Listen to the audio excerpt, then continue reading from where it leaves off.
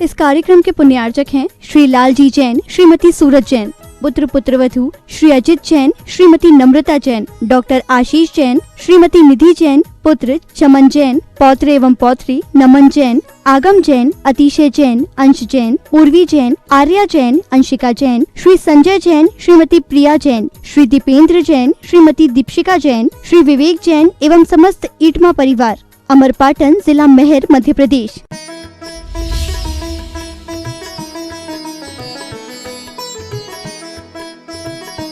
बहनों ने जिस समय दीक्षा ली उस समय उनकी आरिका बनने की उम्र क्या 27वां वर्ष प्रारंभ ही हुआ था। यहाँ 25वां वर्ष ही प्रारंभ हुआ था। आरिका के पद को प्राप्त किया। अनंतनाथ कहे मुनि योग सागर जी महाराज, शांतिनाथ कहे मुनि समय सागर जी महाराज, इन्होंने व्रत तो ले ही लिया था, संघ में प्रवेश पा ही लिया था। ब्रह्मचारी अवस्था में भी दोनों का एक एक केस लुंच हो ही गया था। उम्र क्या रही? योग सागर जी महाराज जी का जन्म 1956 का है। समय सागर जी महाराज का जन्म 1958 का है। अब 58 और 56 2 बरस का दोनों में अंतर, और दीक्षा 75 आखिरी में है। दिसंबर के महीने में क्षुल्लक दीक्षा हो गई। अब दिसंबर के महीने में क्षुल्लक दीक्षा हो गई तो एक की उम्र 19 बरस, एक की उम्र 17 बरस। आश्चर्य तो होता है। 18 वर्ष पूरे नहीं होते हैं तो वोट डालने का भी अधिकार नहीं मिलता है। फिर गुरुवर के चरण सानिध्य में 17 वर्ष में समय सागर जी महाराज ने क्षुल्लक दीक्षा ले ली। 19वें वर्ष में योग सागर जी महाराज जी ने क्षुल्लक दीक्षा ले ली।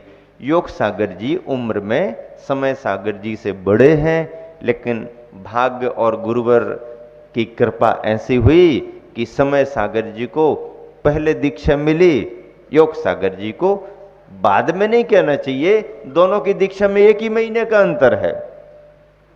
मार्च के महीने में समय सागर जी को, अप्रैल के महीने में योग सागर नियम सागर जी को, कोई अंतर नहीं था। आचार्य श्री ने कुछ सोचा होगा। आचार्य श्री कहते हैं, बार बार संघ में हम लोगों को बताते, सोच करके दीक्षा देने का क्रम बनाया।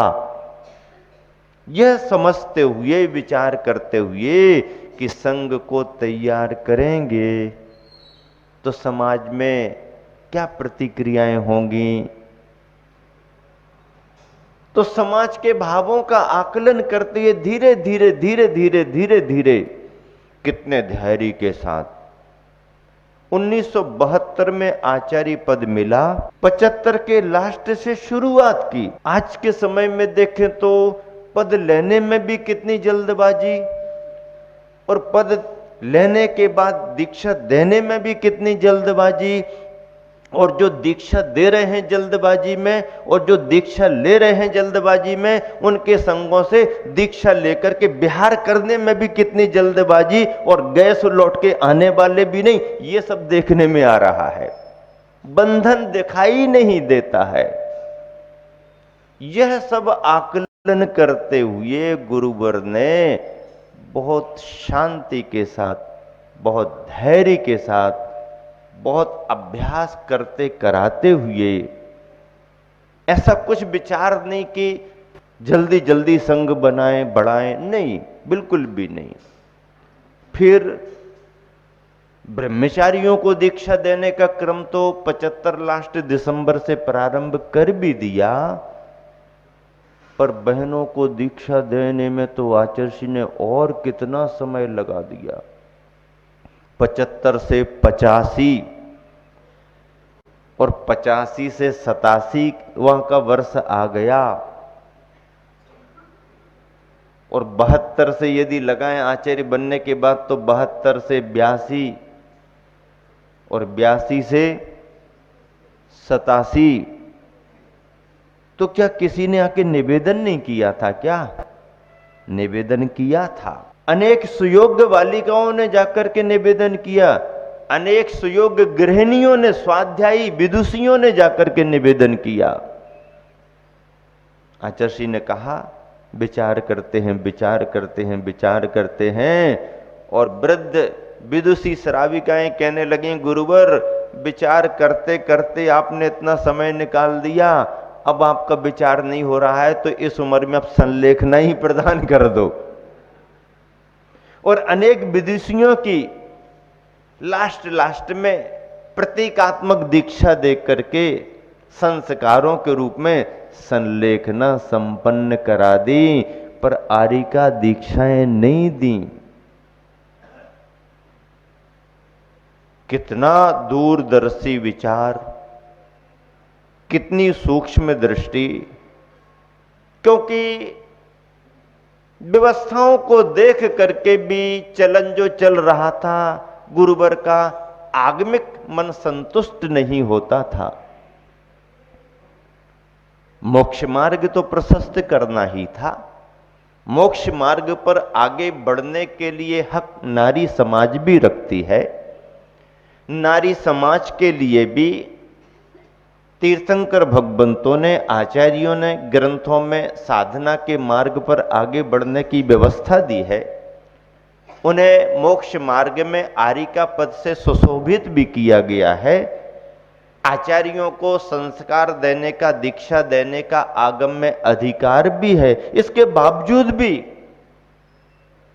इस चर्चा को अपन आगे आने वाले संदर्भों में सुनेंगे। हालांकि इस प्रवचन माला का विराम तो आज ही दिया जाएगा, तो प्रवचन माला के रूप में विराम दिया जाएगा, जीवन यात्रा के कथानक के रूप में विराम नहीं दिया जाएगा। जब संत शिरोमणि प्रवचन माला प्रारंभ कर ही दी गई है, तो गुरुवर की साधना के अभ्युदय काल में क्या क्या किन किन वर्षों में घटित हुआ है, यह भी भव्य जनों को सुनने के लिए मिलेगा। लेकिन कब सुनने को मिलेगा, किस जगह सुनने को मिलेगा, ये अभी सुनिश्चित नहीं है, पर सुनने को तो जरूर मिलेगा। और मैं पूरा मन बना करके सुनाऊंगा, और मन बना करके ही मैंने इस प्रवचन माला को प्रारंभ किया है। सारी प्रवचन मालाएं एक तरफ और संत शिरोमणि प्रवचन माला एक तरफ। कहते ना, सारे तीर्थ बार बार, विद्यासागर एक बार। बस सागरों में सागर, सागरों में सागर, लेकिन ज्ञान का सागर, विद्या का सागर, नाम अलग अलग दिखते हैं, पर ज्ञान सागर को देखते हैं तो विद्यासागर जी समझ में आते हैं, और विद्यासागर जी को देखते हैं तो ज्ञान सागर जी दिखते हैं।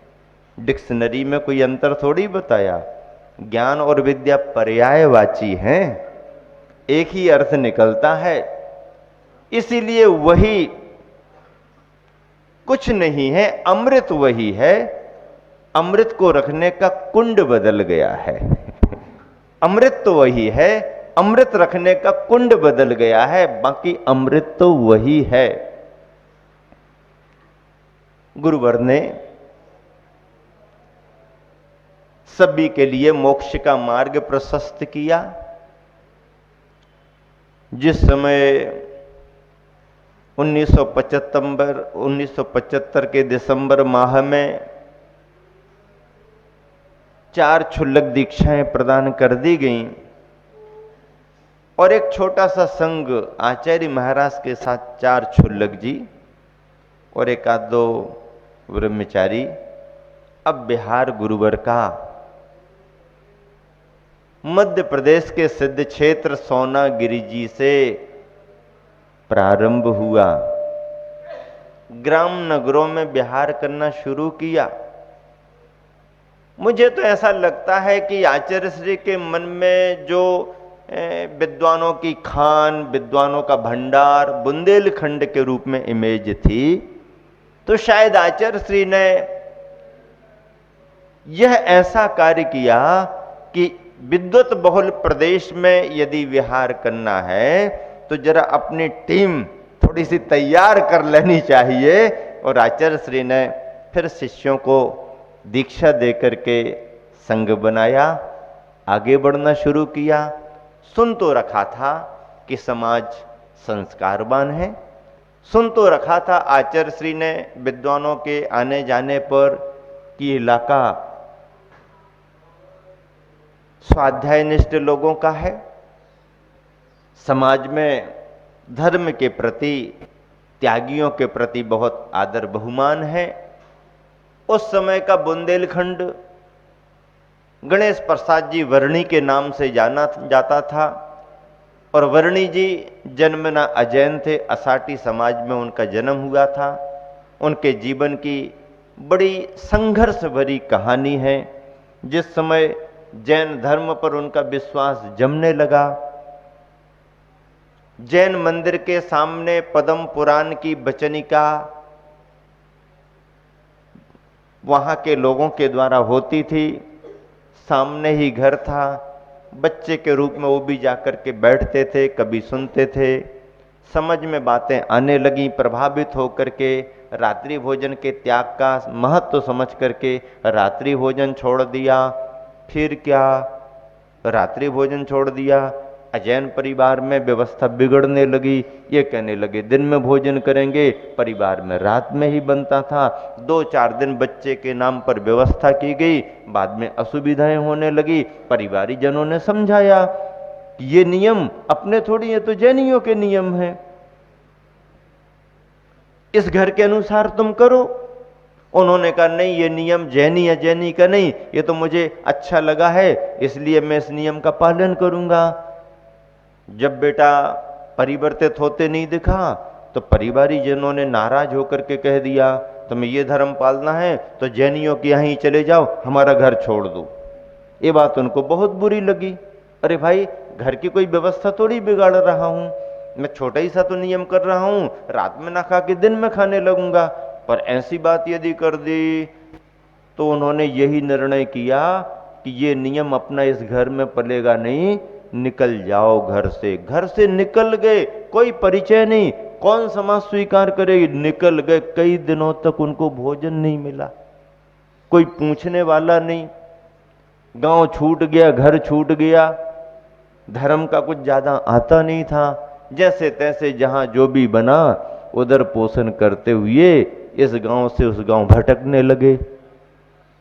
जैनियों को थोड़ी सी चर्चा मालूम होना शुरू हो गई, ये लड़का है, इसने रात्रि भोजन का त्याग कर दिया है, परिवार वालों ने इसे निकाल दिया है, उम्र नई है, कहाँ रहेगा कैसे रहेगा। तो किसी एक समझदार व्यक्ति ने कहा इस उम्र में इसे ऐसे मत भटकने दो, पढ़ने लिखने का समय है, समाज को इसका इंतजाम कर देना चाहिए। लोगों ने विचार किया, किसी ने सलाह दे दी, एक अम्मा है, सेठानी जी हैं, धन पैसा बहुत है, संतान है नहीं और अब कोई वारिश है नहीं और श्रीमान जी का निधन हो गया है, इतनी बड़ी प्रॉपर्टी है, अम्मा को जरूरत पड़ती है, बाजार से ये सामान लाना वो सामान लाना, ऐसा करना वैसा करना। वो सेठानी जी कहाँ कहाँ जाएंगी, उनके यहाँ इसको भेजा दो तो सेठानी का काम भी होता रहेगा और बच्चे की पढ़ाई लिखाई हो जाएगी तो जीवन बन जाएगा। ऐसा सोच करके कुछ लोगों ने सेठानी जी को परिचय दिया। आप कहती हो किसी सहारे की जरूरत है, एक बेटा है, आप उसे रख लो, भोजन पानी कराना, पढ़ाई लिखाई कराना, बाकी कुछ काम नहीं है। हाँ, ये तो बहुत अच्छा। दिन 2 दिन में उसको देख लिया, होनहार दिखता है, बुद्धि अच्छी दिखती है, भोजन पानी कराना, बाहर के काम करता रहेगा। और ऐसा करते करते माँ को इतना अच्छा लगने लगा कि उन्होंने उसे गोद जैसा ले लिया। इस बच्चे को मैं केवल भोजन पानी ही नहीं कराऊंगा, जितना ये पढ़ना चाहेगा उतना पढ़ाऊंगी और इसके सारे जीवन की जवाबदारी मैं लेती हूं। उस जैन श्राविका ने उस बच्चे का भविष्य बना दिया। ऐसे वह गणेश कीर्ति जब आगे बढ़े, गणेश नाम था, गणेश ब्रह्मचारी अवस्था में गणेश कीर्ति बन गए। और जब उन्होंने जैन समाज में बहुत बड़ा स्यादबाद महाविद्यालय बनारस में खुलवा दिया, समाज का सहयोग लेकर के पढ़ लिख करके विद्वान बन गए, तो जैन समाज में गुरु के रूप में ब्रह्मचारी अवस्था से ही माने जाने लगे, पर वो सच्चा धर्म समझते थे। ब्रह्मचारी अवस्था में रह करके ही संतुष्ट नहीं हुए, उन्होंने समझ लिया कि मोक्ष मार्ग आगे का भी है। उन्होंने उस अवस्था में बहुत बड़े साहस का काम किया और क्षुल्लक दीक्षा के व्रत धारण कर लिए। वो जैन समाज में उस समय गुरु के रूप में मान्य हो गए, विद्वान के रूप में मान्य हो गए। उनका मार्गदर्शन निर्णय समाज मानने लगी, क्योंकि समाज में उन्होंने बहुत जागृति कराई, बहुत प्रभावना बढ़ाई। पहले लोग धर्म नहीं जानते थे, मंदिर जाना नहीं जानते थे, और पूजा पाठ विधानों के नाम पर थाल के थाल लगा लिए और उदक चंदन तंदुल कह करके अर्घम नरपामती स्वाहा विधान हो गया, ऐसा माना जाने लगा। इस अज्ञानता को दूर करने में बुंदेलखंड बहुल इलाके को गणेश प्रसाद वर्णी जी की बहुत बड़ी देन है। विद्वान बहुत तैयार हो गए, सैकड़ों विद्वान तैयार हो गए। जब गुरुवर आचार्य श्री ने उस इलाके में प्रवेश करने का भाव किया तो उनके मन में यही इमेज थी, ये इलाका विद्वतपूर्ण इलाका है। और लहर उस समय जरा एकांत पक्ष की भी चल रही थी, एकांत पक्ष भी हावी हो रहा था। ऐसे संघर्ष के काल में आचार्य श्री ने अपना छोटा सा संघ तैयार किया और अपनी स्वाभिमानी स्वतंत्र चर्या को करते हुए समाज को धर्म लाभ देना शुरू किया। पहले ग्राम की घटना, शाम शाम को आचार्य श्री उस नगर में पहुंचे। मंदिर के पास ही स्थित बाड़े में, खुले में आचार्य श्री जाकर के जो ग्रस्त श्रावकों ने पाटा लगा दिया उस पर बैठ गए। छोटे छोटे क्षुल्लक जी भी पास में ही बैठ गए। आचार्य श्री ने अपना प्रतिक्रमण करना शाम का शुरू कर दिया। उसी समय वह क्या देखते हैं, एक युवा कुएं पर पानी भरने के लिए आया है।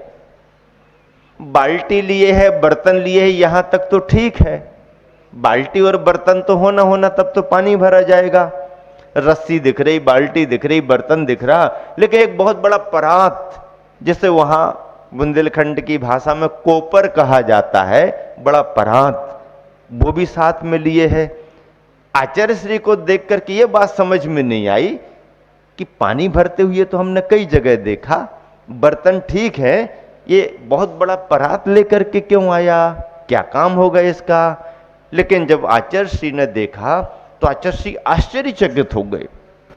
अपने मुख से आचार्य श्री जब संघ में सुनाते हैं, आज भी सुनाते हैं, तो कहते हैं मुझे ये देख करके बड़ा आश्चर्य हुआ, मन में बड़ा प्रभाव आया। क्या किया उस युवा ने? उस युवा ने पानी भरने के समय पहले तो बड़े पात्र को रखा, उस पात्र के अंदर बर्तन को रखा, बाल्टी से पानी आराम से निकाला। पानी निकालने के बाद छान करके पानी उसने बर्तन में रखा। पानी छन रहा है, बर्तन भर रहा है, यहां तक ठीक है। परात का क्या करेगा? पर उस युवक ने जो कार्य किया उसका भाव आचार्य श्री को समझ में आ गया। बाल्टी से पानी डालते समय, पानी छनते समय कुछ अनछना पानी भी आजू बाजू में गिरता है ना, तो वो अनछना पानी, पानी की बूंदें जमीन में ना गिर जाएं, बर्तन में ही गिरें, ताकि फिर क्या किया जा सके।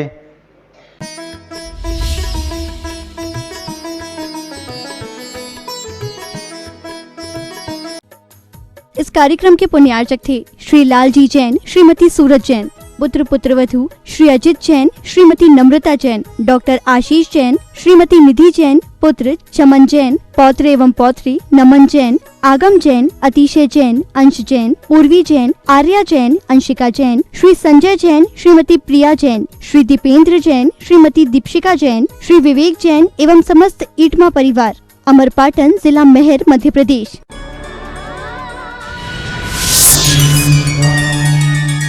सृष्टि मंगलम प्रणीता जिन धन प्रभाविका वात्सल्य मूर्ति परम पूज्या गणिनी आरिका श्री 105 सृष्टि भूषण माता जी के मंगलाशीष